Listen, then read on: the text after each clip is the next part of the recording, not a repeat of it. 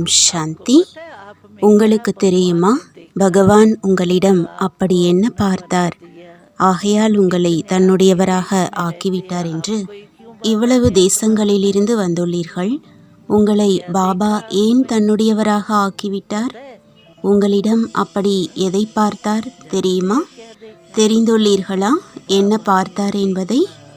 பாபா என்ன பார்த்தார் என்றால், இவர்கள் ஒவ்வொரு கல்பத்திலும் என்னுடையவராக ஆகக்கூடியவர்கள், என்னுடையவர்கள். இவர்கள் என்னை தெரிந்திருக்கிறார்கள்.